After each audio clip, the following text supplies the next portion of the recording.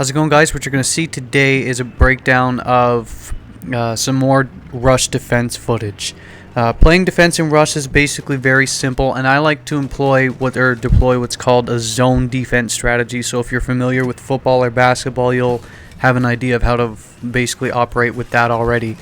And the basic tip for rush defense, and basically every single lobby you ever play, you can use this strategy. It just depends on how well you and your teammates play is how well effective it's going to be. And I'm pretty sure most people play it without even realizing it. The zone defense strategy works basically like this. If you're playing in the area I am, it's called the middle ground zone defense. You're playing in a very safe area. If you pass those buildings, as I'm about to in a second right here, you're playing sort of the upper range playing zone.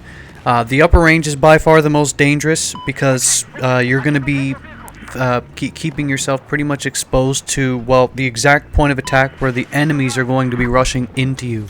Because rush defense is pretty simple. The overall strategies I like to use are to basically control the middle area and destroy the flanks. And if you can destroy the outside flanks and force them into the middle, then you have a really good chance of pretty much controlling and dominating the whole match. And I did a really good job of it with the tank footage in this one. That's why I'm going to show you this.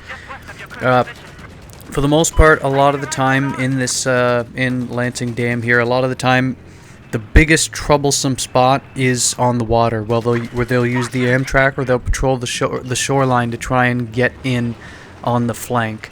And if they happen to get that flank, maybe take out that left AMCOM, and are able to get access to your buildings, then you're in serious trouble, because getting them out of the spawn points, it will be next to impossible, I'd say. And it's already starting, as you can see here. Where I am now is the last of the three zone types. There was the upper part, which I'd say is the most dangerous, which I'll get into. Mid, which I am right now. And the further back point earlier, which I just call the further back point. The further back point is where a lot of recon players can play. Designate soft limbs, sit-backs, counter-snipe with the other snipers who like the flanks that I'm pointing at there. It's the safest way, I'd say, because your threats are going to be highly minimized, but you're not going to get a lot of kills that way unless you're counter-sniping with a lot of people. It's just a fact. If you're playing mid here, mid's a nice balance because it gives you the chance to get away if you're overwhelmed or in serious trouble, but it also gives you the opportunity to rack up lots of kills and play proper defense. And that's where, for the most part, I like to keep the tank when I have the tank in that mid-range, because it gives me the best of both worlds of being able to get away if I get overwhelmed, and the ability to continually attack and keep them off the MCOMs. Right now I'm playing in the high ground, as you can tell, because I'm past the buildings, and you get a general feel for it per map. This is just Lansing Dam, the map, but you get a feel for it as you play. Pushing further up here is deadly because now not only are you exposed in the middle, but on the flanks as well. And see how I'm staring off to the left flank trying to get rid of this Amtrak? I'm completely exposed on the right and the middle section, and that's why it makes it most dangerous. Of course, though, if you can balance it properly, you can rack up tons of points, tons of kills, and slaughter the enemy if you do it appropriate. But as you can tell, I'm already in serious trouble. I'm taking damage from all sides, and even my active protection here is starting to wear off. At this point here, I did make a huge mistake. I'm caught in the high grounds. I took a lot of damage. I'm repairing it. If anyone had RPG'd me at that point, I'd be dead. And ideally, you shouldn't repair in that circumstance as well, because you could repair it, someone takes your tags, and then they have the tag. So that was a bit of a gamble. I'd highly advise you guys not to do it. But I just repaired it enough so that I could ideally get away and repair myself back. But at the very least, you probably should go down with the tank. That is a bit of a gamble. It worked, and I slaughtered the rest of the team from there on out, but that would be my tip to you, is that if you make a mistake like that and you over pursue and you end up getting disabled or taken down, go down with the ship.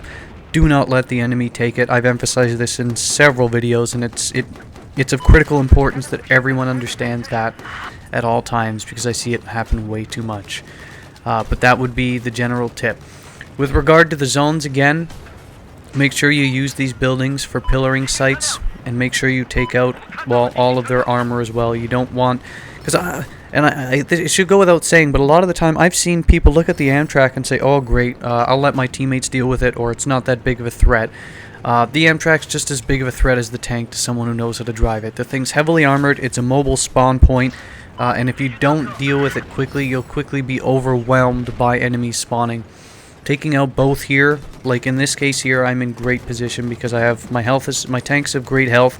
We're controlling the mid ground, and now they're gonna have to wait for their armor a few more seconds to spawn, so we can push back their guys on. I can play more aggressive and play the high ground, as you can tell here.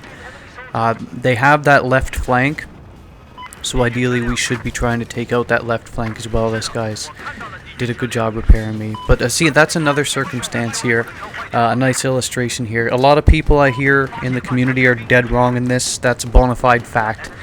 They'll say, why'd you back up from the guy repairing you? The problem is, the repair rate at which he is repairing you will be dramatically outdone by 2 or 3 guys RPGing you as they were there. So it's better off that you get back, retreat, destroy sightlines so that they can't hit you, and then either you can repair it yourself, or ideally like he did, he comes back and repairs. Getting behind cover, making sure you're not going to be taking more hits is probably the single most important factor, rather than having a guy repair you while you're still in danger. So remember that fact as well.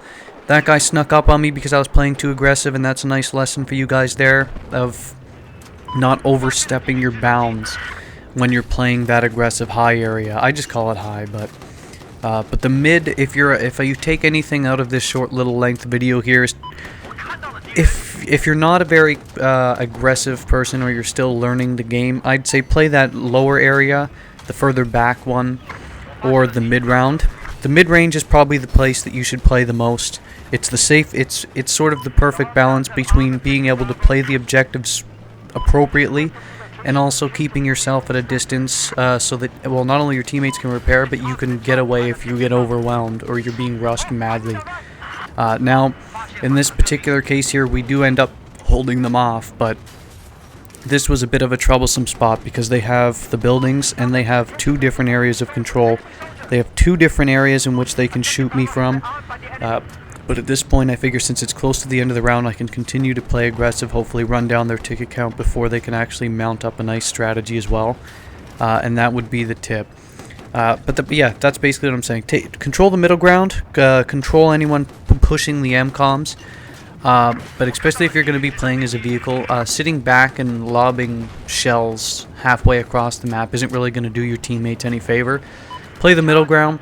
Play the high ground, or the very aggressive upfront ground if the vehicles aren't down, or if the enemy vehicles are down and you want to give a little bit of a push to give you some more room. But it's a judgment call. Play it appropriately. Zone defense works. See you guys later.